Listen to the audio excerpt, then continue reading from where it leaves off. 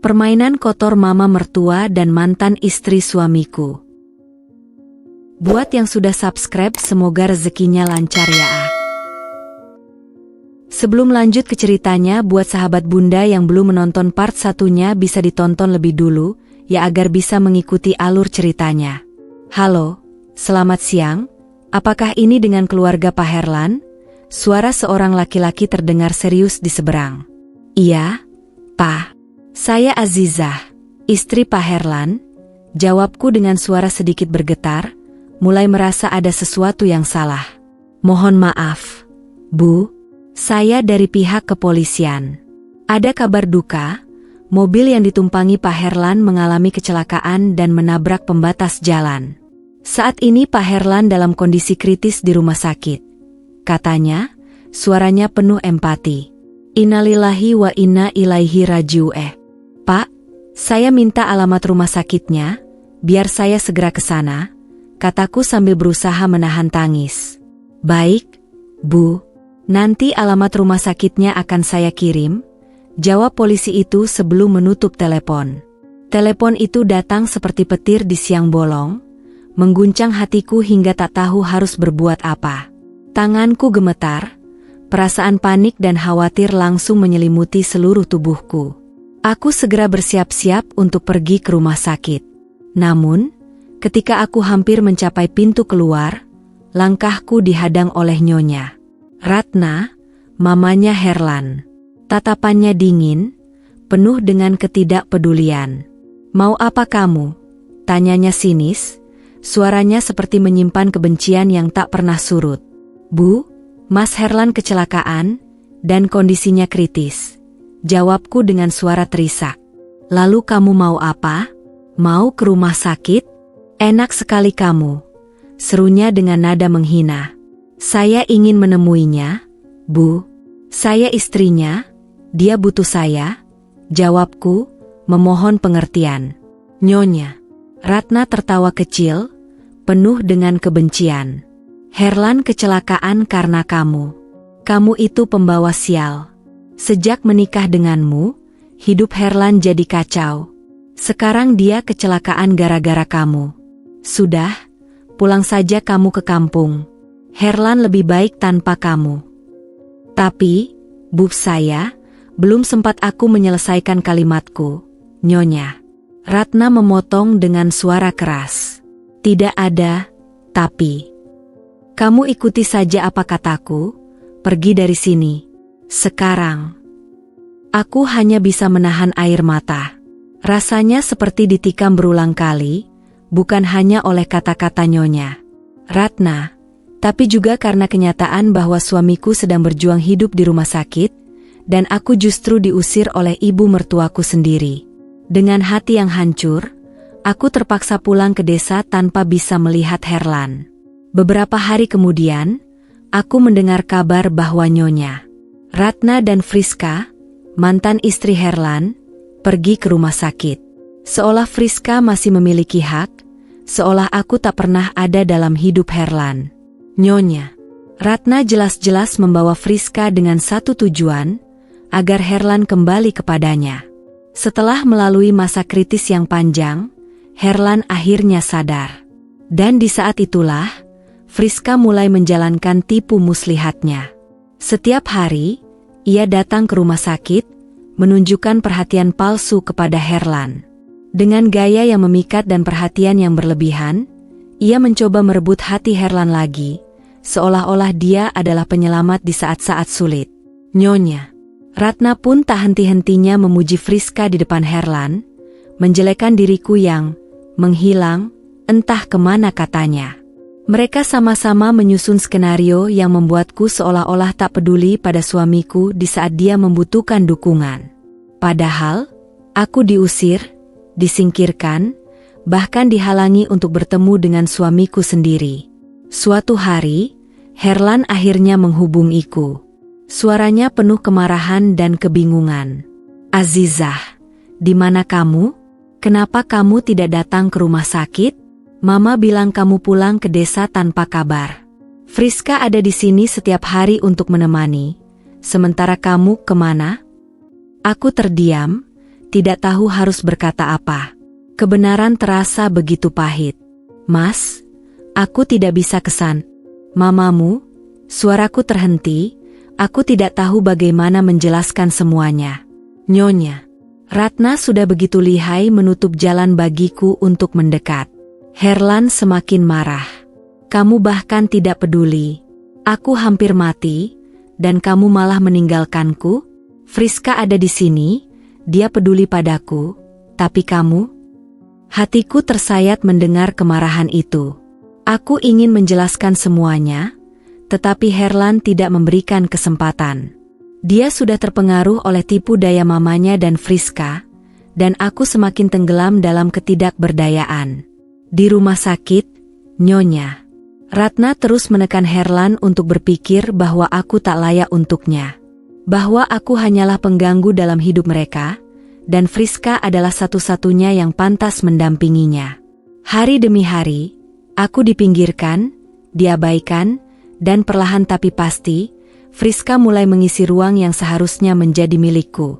Sementara aku, di desa, hanya bisa menangis dalam kesepian, menunggu suamiku kembali mengenalku, menunggu keajaiban yang mungkin tidak akan pernah datang. Selama seminggu aku di desa, mencoba meredakan pikiran setelah semua masalah yang kualami di rumah besar Herlan. Ketika berita yang selama ini kutakutkan akhirnya tiba, aku tahu saat ini segalanya akan semakin sulit.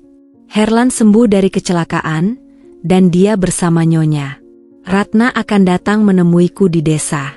Kabar itu membuat perasaanku campur aduk, antara khawatir, takut, dan cemas akan apa yang terjadi nanti. Siang itu, saat ponselku berdering, aku sudah tahu siapa yang menelepon. Nama Herlan muncul di layar, membuat hatiku bergetar.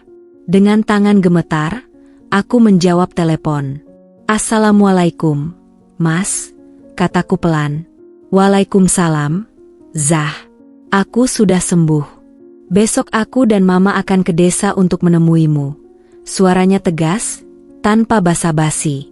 "Besok?" tanyaku dengan ragu, meski aku sudah tahu jawabannya. "Iya, besok. Aku ingin kita selesaikan ini.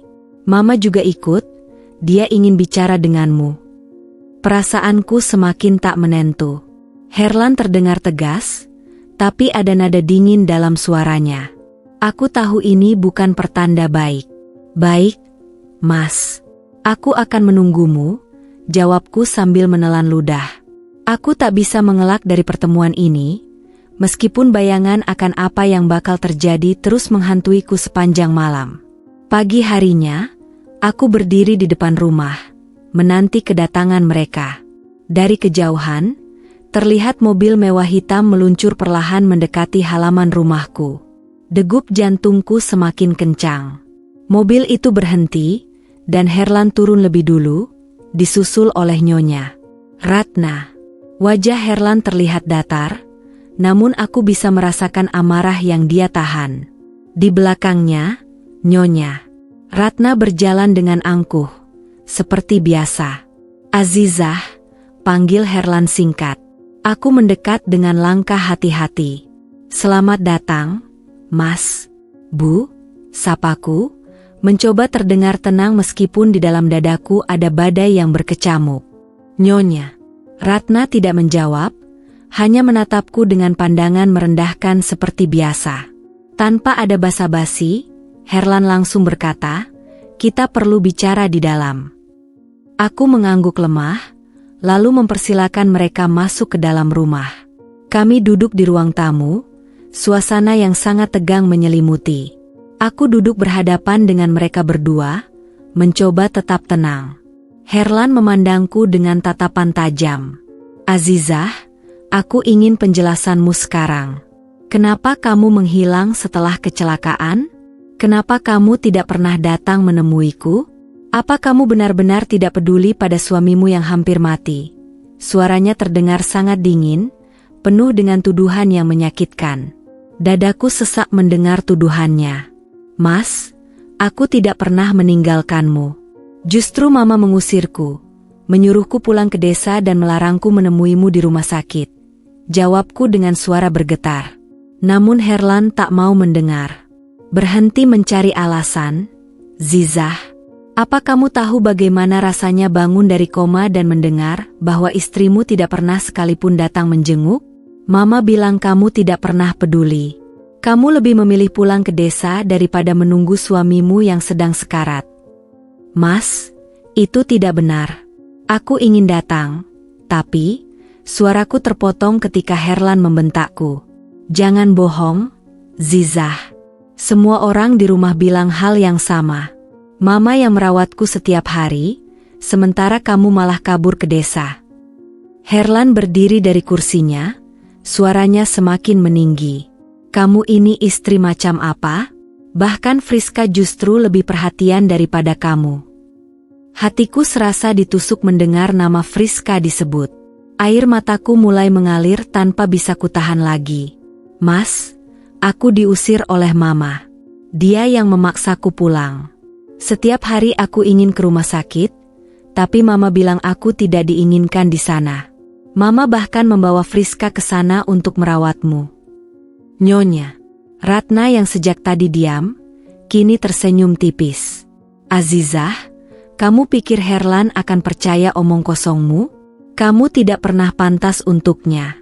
Herlan butuh wanita yang benar-benar bisa merawatnya, bukan seperti kamu, wanita desa yang tidak tahu apa-apa. Aku terdiam, hatiku sakit mendengar hinaan itu. Mas, aku tidak pernah meninggalkanmu. Aku selalu memikirkanmu, tapi... Cukup omong kosong ini, Azizah, bentak Herlan. Aku sudah muak dengan semua alasanmu. Kamu tidak ada saat aku butuh kamu. Kamu bukan istri yang baik, kamu hanya membawa masalah sejak kita menikah. Sakit hati mendengar kata-kata kasar itu, namun aku tahu tidak ada gunanya berdebat lagi. Mas, aku hanya ingin kamu tahu yang sebenarnya. Aku tidak pernah meninggalkanmu. Mama yang menyuruhku pergi. Herlan memandangku dengan tatapan penuh kebencian. Berhenti menyalahkan Mama. Kamu tahu apa yang sudah Mama lakukan untukku? Friska lebih baik 1000 kali daripada kamu. Mungkin memang benar aku salah menikah denganmu. Aku menatap Herlan dengan air mata mengalir. Mas, kamu benar-benar akan percaya pada Friska dan Mama tanpa mendengarkan aku sedikit pun.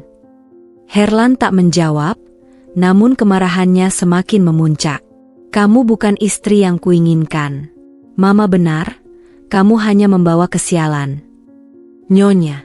Ratna berdiri di samping Herlan, menambahkan dengan suara lembut yang mematikan. Herlan, kamu tahu siapa yang benar di sini. Azizah hanya membuat hidupmu lebih sulit. Sudah saatnya kamu membuat keputusan. Aku tahu saat itu, Nyonya. Ratna berhasil memengaruhi Herlan sepenuhnya. Herlan yang kukenal mulai hilang di depan mataku, digantikan oleh amarah dan kebencian yang ditanamkan oleh mamanya. Ketika Herlan berbalik dan berjalan menuju pintu, aku hanya bisa menatapnya dengan perasaan hancur. Namun, sebelum Herlan pergi, aku berhasil berkata pelan, Mas, kalau kamu tetap ingin pergi, setidaknya dengarkan satu hal. Kecelakaanmu, semua ini bukan karena aku. Aku tidak pernah ingin menyakitimu. Herlan berhenti sejenak di ambang pintu, tetapi tak menoleh. Sudah cukup. Zah, aku tidak mau dengar lagi. Dia keluar bersama Nyonya Ratna, meninggalkanku sendirian di ruang tamu yang hening. Aku tahu, setelah ini semuanya akan berubah. Waktu berjalan lambat saat aku menatap punggung mereka menghilang, dan untuk pertama kalinya, aku merasa betapa jauhnya Herlan dariku. Herlan keluar dari rumahku dengan langkah terburu-buru, masih dikuasai amarah yang meledak-ledak. Aku hanya bisa menatap punggungnya yang menjauh, tubuhnya kaku dan penuh kebencian. Nyonya Ratna menyusulnya dengan angkuh, sesekali menoleh ke arahku dengan pandangan merendahkan, seolah mengatakan bahwa dia telah menang. Mobil hitam itu menghilang di ujung jalan desa, meninggalkan debu yang beterbangan. Hatiku terasa hancur berkeping-keping. Aku hanya bisa berdiri terpaku, mencoba memahami apa yang baru saja terjadi. Herlan, suamiku, pria yang dulu begitu kucintai, kini penuh kebencian terhadapku, dan semua ini karena hasutan ibunya. Langit yang tadinya cerah mulai mendung, seakan alam turut merasakan kegelisahanku. Aku tahu Herlan tidak dalam keadaan yang baik. Amarah bisa membuat orang kehilangan akal sehat, dan Herlan, dengan emosinya yang meluap-luap, telah memilih untuk pergi begitu saja. Tak lama setelah itu, suara deru mesin mobil yang melaju cepat memecah kesunyian desa. Warga desa yang duduk-duduk di warung, mulai memperhatikan mobil hitam yang dipacu dengan kecepatan tinggi itu. Di tengah perjalanan, entah bagaimana, sesuatu terjadi. Mungkin karena kemarahan yang membutakan, atau mungkin juga karena keadaan jalan yang licin setelah hujan semalam, mobil Herlan tiba-tiba oleng. Warga yang melihat kejadian itu berteriak panik ketika mobil hitam itu menghantam pembatas jalan dengan keras. Dentuman keras menghentikan langkahku. Aku menoleh dengan cepat, mataku membelalak melihat asap tipis yang mulai mengepul dari kejauhan. Suara kecelakaan itu menggema di seluruh desa, membuat semua orang terkejut. Azizah, Azizah, teriak seorang warga yang berlari ke arahku dengan napas terengah-engah. Itu mobil suamimu. Dia kecelakaan di dekat tikungan. Darahku mendadak terasa membeku. Tanpa berpikir panjang, aku berlari sekuat tenaga menuju lokasi kecelakaan, diikuti oleh beberapa warga desa yang sudah terlebih dahulu menuju sana. Saat tiba di tempat kejadian, pemandangan yang kulihat membuat jantungku seakan berhenti berdetak. Mobil hitam Herlan terjepit di antara pembatas jalan dan pohon besar di pinggir jalan. Bagian depannya ringsek parah, kaca pecah berhamburan di tanah. Herlan terlihat keluar dari mobil, terpincang-pincang dengan wajah penuh luka, tapi masih sadar. Warga langsung membantunya keluar dari mobil yang remuk itu. Namun, tatapanku terpaku pada satu sosok di kursi penumpang, Nyonya Ratna. Tubuhnya terkulai lemas, darah mengalir dari dahinya yang terluka parah. Dia tampak tidak sadarkan diri, dan nafasnya sangat lemah. Mas Herlan, Nyonya Ratna, teriakku sambil berlari mendekati mereka. Herlan yang masih dalam keadaan syok, hanya bisa menatap ibunya dengan tatapan kosong. Mama, bisiknya pelan, tangannya gemetar ketika dia mencoba menyentuh wajahnya Ratna yang berlumuran darah.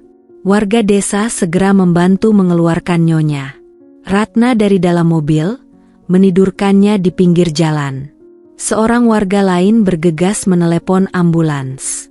Aku berlutut di samping Nyonya Ratna, hatiku berdebar kencang melihat kondisinya yang kritis. Nyonya Ratna, bertahanlah. Aku menggenggam tangannya dengan erat, berharap dia bisa mendengarku. Herlan berdiri di sampingku, masih terlihat linglung. Matanya merah, penuh dengan rasa bersalah yang mendalam. Ini salahku Mama, suaranya terdengar patah-patah. Aku menatapnya sebentar. Untuk pertama kalinya sejak pertemuan kami di desa, amarah di wajah Herlan sirna, digantikan oleh kepanikan dan rasa bersalah yang tak tertahankan. Dia berlutut di samping ibunya, mengguncang-guncangkan tubuh Nyonya Ratna yang terbaring lemah. Mama bangun, Mama, jangan tinggalkan aku, seru Herlan dengan suara serak. Aku berusaha tetap tenang meski dadaku sesak melihat kondisi mereka berdua. Mas Herlan, kita harus segera membawanya ke rumah sakit. Ambulans sudah dalam perjalanan. Namun, Herlan tidak mendengarkanku. Dia terus menangis dan memohon pada ibunya untuk bertahan. Rasa bersalah yang mendalam tampak menghancurkan dirinya dari dalam. Tak lama kemudian, suara sirine ambulans mulai terdengar dari kejauhan. Warga desa yang sudah berkumpul di sekitar lokasi segera memberi jalan. Petugas medis turun dengan cepat dan membawa Nyonya Ratna ke dalam ambulans. Herlan mengikuti dengan wajah putus asa, namun sebelum dia naik ke ambulans, aku menghentikannya.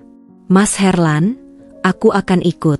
Aku bisa membantu, kataku tegas, meski masih ada luka batin yang belum sembuh dari pertengkaran kami. Herlan menatapku sejenak, lalu mengangguk tanpa berkata apa-apa.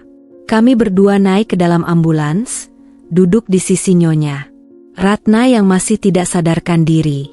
Perjalanan menuju rumah sakit terasa seperti selamanya. Suasana dalam ambulans begitu tegang, hanya diiringi suara bip dari alat-alat medis yang terus memantau kondisi Nyonya Ratna. Setibanya di rumah sakit, Nyonya Ratna langsung dibawa ke ruang gawat darurat. Herlan menunggu di luar dengan gelisah, mondar-mandir tanpa henti.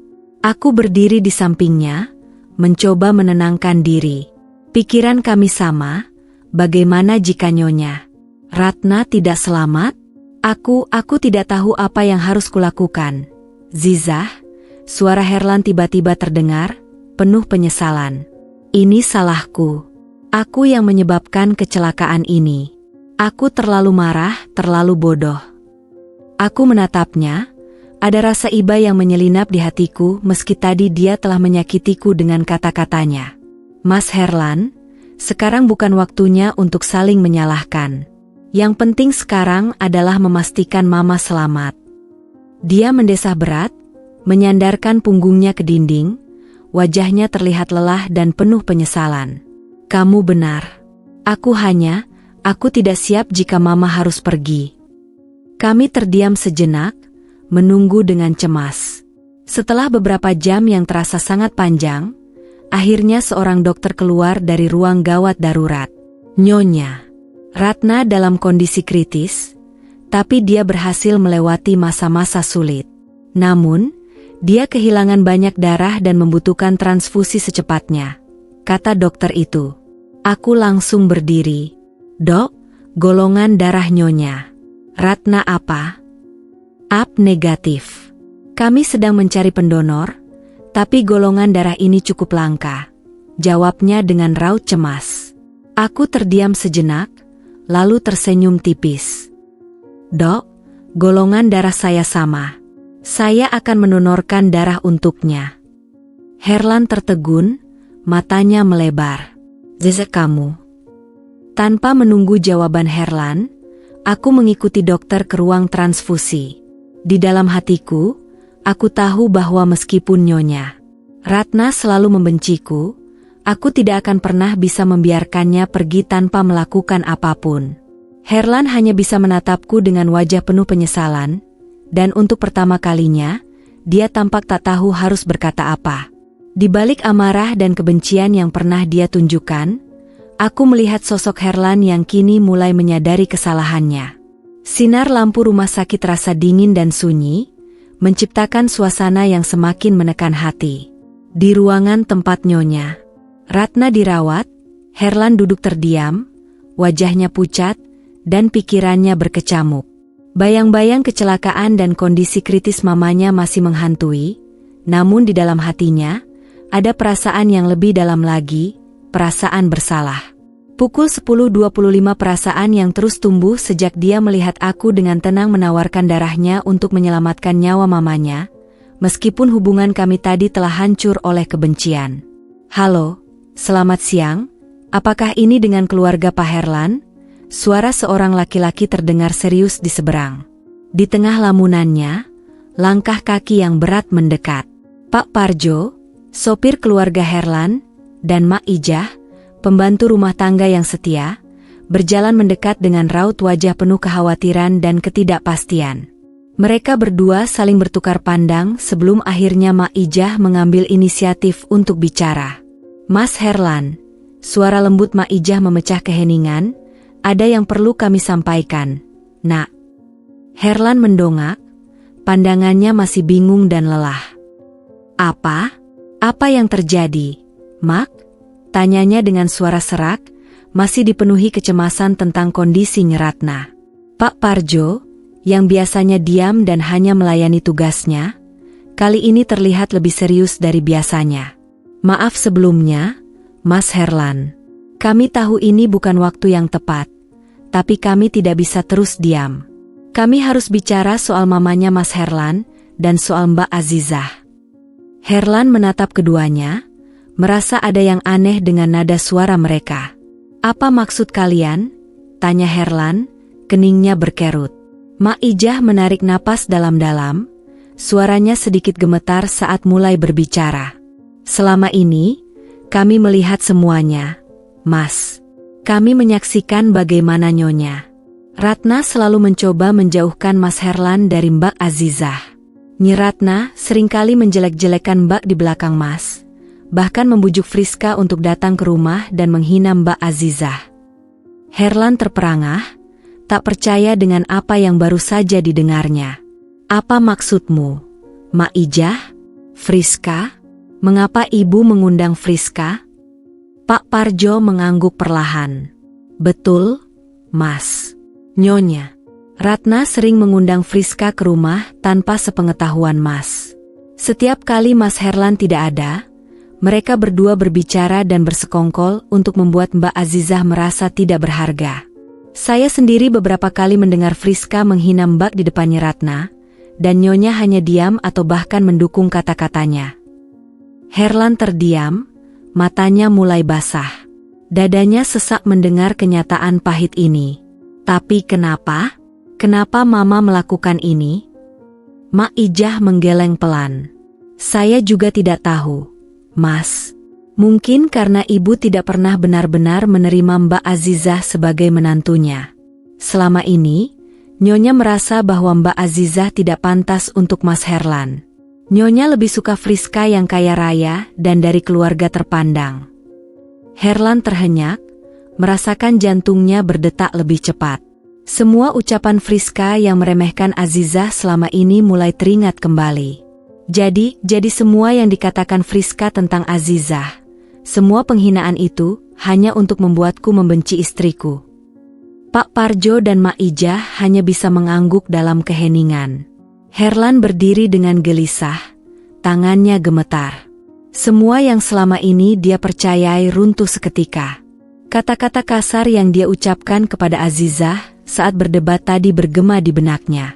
Aku salah, ucapnya perlahan, suaranya hampir tak terdengar. Aku telah membiarkan Mama dan Friska menghancurkan rumah tanggaku. Dan aku yang menghancurkan hati Azizah. Pak Parjo menundukkan kepala, suaranya lembut namun tegas. Mas Herlan, Mbak Azizah selalu mencoba sabar. Dia tidak pernah mengeluh, meski seringkali diperlakukan tidak adil. Dia mencintai Mas dengan sepenuh hati, tapi Nyonya Ratna terlalu keras padanya. Herlan merasakan kepedihan yang dalam. Kenyataan ini begitu menyakitkan baginya. Selama ini, dia terlalu buta oleh hasutan ibunya, terlalu mudah termakan oleh kebohongan. Rasa penyesalan yang mendalam menghantamnya seperti gelombang besar. Matanya kembali basah oleh air mata yang tak bisa dia tahan lagi. Tapi kenapa Mama begitu kejam? Herlan mendesah panjang, air matanya jatuh tanpa henti. Azizah, dia tidak pantas menerima semua ini. Mak Ijah menepuk pundak Herlan dengan lembut. Suaranya penuh simpati. Kami tidak tahu, Mas. Mungkin karena rasa gengsi atau karena ibu merasa Mbak Azizah tidak setara dengan Mas Herlan. Tapi yang jelas, Mbak selalu berusaha menjaga hubungan ini, walaupun dia sering sakit hati. Pak Parjo menambahkan, kami ingin Mas tahu semuanya, karena selama ini kami tidak bisa bicara apa-apa. Nyonya terlalu berkuasa di rumah, dan kami takut dipecat kalau berani mengatakan sesuatu. Herlan terisak, punggungnya membungkuk. Semua beban yang dia bawa selama ini terasa semakin berat. Terutama ketika dia menyadari bahwa orang yang paling dia sakiti adalah istrinya sendiri. Orang yang selama ini selalu ada untuknya. Aku bodoh, gumam Herlan, suaranya terdengar hampa. Aku begitu bodoh, percaya pada kebohongan, membiarkan orang-orang yang seharusnya tidak ada dalam hidupku masuk dan menghancurkan semuanya. Mak Ijah menyeka air matanya yang mulai jatuh. Mas Herlan, Mbak Azizah tidak pernah menginginkan hal buruk terjadi. Bahkan saat Mas tadi kecelakaan, dia langsung berlari membantu dan mendonorkan darahnya untuk Nyonya Ratna. Mbak Azizah masih sangat peduli, meskipun selama ini dia disakiti. Kata-kata Mak Ijah membuat Herlan semakin terpuruk. Dia tersadar betapa besar cinta dan pengorbanan yang telah diberikan oleh Azizah, dan betapa dia telah membalasnya dengan kemarahan dan kebencian yang tak berdasar. Azizah, ucap Herlan lirih, matanya berkaca-kaca. Dia tidak pantas diperlakukan seperti ini. Dia telah melakukan segalanya untuk menyelamatkan Mama, bahkan setelah semua yang Mama lakukan padanya. Pak Parjo mendekati Herlan, menepuk pundaknya dengan perlahan. Mas Herlan, Mbak Azizah adalah wanita yang kuat dan penuh kasih sayang. Mas masih bisa memperbaiki semuanya. Selama dia masih di sini, Mas punya kesempatan untuk meminta maaf dan memulai kembali. Herlan mengangguk pelan, meskipun hatinya dipenuhi rasa bersalah yang tak tertahankan. Dia merasa hancur oleh semua kesalahan yang telah dia buat. Namun, di dalam hatinya, dia tahu bahwa ini adalah saatnya untuk berubah. Ini adalah saatnya untuk memperbaiki kesalahannya, dan yang pertama harus dia lakukan adalah meminta maaf kepada orang yang selama ini paling dia sakiti, Azizah. Setelah berjam-jam menunggu dengan kecemasan yang menyesakan, akhirnya dokter keluar dari ruang operasi. Wajahnya tampak letih, namun ada sedikit senyum yang memberikan harapan. Nyonya, Ratna sudah melewati masa kritis, katanya dengan tenang. Kami akan memindahkannya ke ruang perawatan intensif. Meski begitu, proses pemulihan masih akan panjang. Aku mengangguk, perasaan lega sekaligus tegang menyelimuti. Di dalam hatiku, ada keraguan besar apakah Nyonya Ratna akan tetap memandangku dengan cara yang sama seperti sebelumnya. Seorang wanita yang tak pernah layak untuk putranya. Namun, di sisi lain, aku tak bisa memungkiri bahwa tindakanku mendonorkan darah untuknya adalah wujud dari rasa kemanusiaan yang tak terbantahkan. Aku hanya ingin menyelamatkan nyawanya, apapun konsekuensinya nanti. Herlan duduk di sebelahku, tampak terpukul. Wajahnya penuh penyesalan, namun tak ada kata yang bisa keluar dari bibirnya. Waktu terasa berjalan lambat, hingga akhirnya kami diperbolehkan masuk untuk melihat Nyonya Ratna. Aku melangkah pelan memasuki ruang perawatan intensif, jantungku berdebar keras. Herlan ada di belakangku, matanya tak pernah lepas dari tubuh lemah ibunya yang terbaring di ranjang rumah sakit. Saat kami mendekat, Nyonya Ratna mulai membuka matanya perlahan. Dia terlihat begitu lemah, namun ada sesuatu di tatapan matanya yang terasa berbeda. Sejenak dia memandangku, lalu kepada Herlan, seolah mencoba mengingat apa yang terjadi. Mama, suara Herlan bergetar saat memanggilnya, mencoba menahan emosinya. Mama sudah siuman. Nyonya Ratna menatap putranya dengan mata yang mulai berair. Perlahan-lahan, wajahnya berubah, dari kebingungan menjadi kesedihan yang dalam. Dia kemudian memandangku, dan aku bisa merasakan tatapan yang penuh rasa bersalah dari wanita yang selama ini selalu keras kepadaku. Perasaan asing merayap di dadaku ketika air mata mulai menetes dari pipinya. Aku dengar suara Nyonya Ratna bergetar, hampir tak bisa didengar, tapi aku tahu apa yang dia coba sampaikan. Kamu menyelamatkanku. Aku mengangguk pelan, tak tahu harus berkata apa. Dalam hati, aku merasa getir. Bagaimana bisa seseorang yang telah menaruh kebencian padaku selama ini sekarang meminta belas kasihanku? Namun, rasa kemanusiaanku mengalahkan segalanya. Aku tahu, meski terluka secara emosional, tak ada yang lebih penting saat itu selain menyelamatkan nyawa. Nyonya Ratna terdiam sejenak. Tangan lemah yang bergetar mencoba meraih tanganku. Ketika kulit kami bersentuhan, ada perasaan campur aduk yang menyelimuti. Perlahan-lahan, dia mulai berbicara lagi, suaranya sangat pelan dan dipenuhi rasa bersalah. Azizah, maafkan Mam. Maafkan semua yang telah Mama lakukan, Mama. Mama tidak pernah bermaksud menghancurkanmu. Aku terdiam. Kalimat itu terdengar begitu asing di telingaku, permintaan maaf dari Nyonya Ratna, Wanita yang selama ini selalu memperlakukanku dengan dingin dan kasar. Air mata mulai menggenang di mataku, namun aku tetap berusaha kuat. Herlan, yang sedari tadi berdiri di sebelahku, tiba-tiba berlutut di hadapanku. Azizah. Suaranya terdengar serak, dipenuhi dengan rasa bersalah yang mendalam.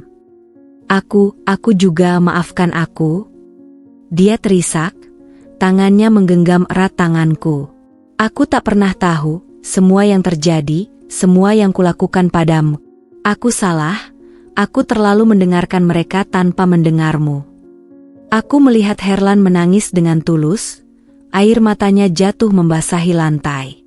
Ini adalah momen yang tak pernah aku duga. Herlan, suamiku, akhirnya menyadari segala kesalahan yang telah dia perbuat selama ini. Rasa sakit yang aku rasakan setiap kali dia menyalahkanku. Setiap kali dia mempercayai kebohongan yang dibuat oleh ibunya dan Friska, kini perlahan-lahan tergantikan dengan rasa lega. Namun, di sisi lain, rasa perih dari luka yang telah lama tersimpan masih belum sepenuhnya hilang. Nyonya Ratna, yang masih lemah, berbicara lagi, kali ini dengan lebih banyak air mata yang mengalir di pipinya. Aku hanya ingin yang terbaik untuk Herlan, tapi ternyata aku malah menghancurkan segalanya. Maafkan Mama, Azizah, maafkan Mama. Aku memandangnya dengan hati yang bergejolak. Di satu sisi, aku merasa semua ini adalah keadilan yang tertunda, permintaan maaf yang seharusnya sudah datang sejak lama. Namun di sisi lain, rasa kemanusiaanku masih mengalahkan amarah. Melihat Nyonya Ratna dalam keadaan seperti ini, melihat Herlan yang kini dipenuhi penyesalan, aku tahu bahwa dendam tak akan membawaku kemana-mana. Aku menarik napas dalam-dalam, berusaha menenangkan diriku. Mama, Mas Herlan. Aku berbicara pelan, mencoba mengumpulkan kekuatan. Aku menerima permintaan maaf kalian. Aku sudah lama menunggu saat ini, tapi yang paling penting sekarang adalah kita semua bisa memulai dari awal. Herlan menangis semakin keras, suaranya pecah. Terima kasih, Azizah, terima kasih. Aku tidak akan pernah melupakan apa yang kamu lakukan untuk ibu dan untukku. Nyonya Ratna kembali terisak, namun kali ini air matanya adalah air mata penyesalan yang dalam. Kamu adalah wanita yang lebih kuat dari yang pernah kukira. Mama sungguh menyesal. Aku hanya bisa tersenyum kecil, meski air mata tetap mengalir di pipiku. Yang sudah terjadi biarlah terjadi. Mari kita coba perbaiki semuanya. Di saat itu, aku merasa ada beban besar yang akhirnya terangkat dari bahuku. Meski luka di hati ini masih ada, aku tahu bahwa inilah awal dari perjalanan baru. Sebuah perjalanan yang mungkin bisa membawa kami menuju pemulihan, menuju hubungan yang lebih baik. Dan untuk pertama kalinya, di tengah semua kepedihan dan kesakitan, aku merasa ada harapan baru yang menyala dalam hidupku, harapan untuk memulai segalanya dari awal, tanpa dendam, tanpa kebencian. Hari itu menjadi titik balik yang besar bagi kehidupan kami. Setelah sekian lama hidup dalam bayang-bayang kebencian, manipulasi, dan salah paham, akhirnya ada ruang untuk harapan. Langit di luar rumah sakit terasa lebih cerah, meski matahari mulai tenggelam. Aku, Herlan, dan Nyonya Ratna duduk di ruang perawatan, dalam keheningan yang penuh makna. Herlan tak pernah melepaskan genggaman tanganku sejak permintaan maafnya diucapkan. Wajahnya yang dulu kaku kini dipenuhi penyesalan dan keinginan tulus untuk memperbaiki semuanya.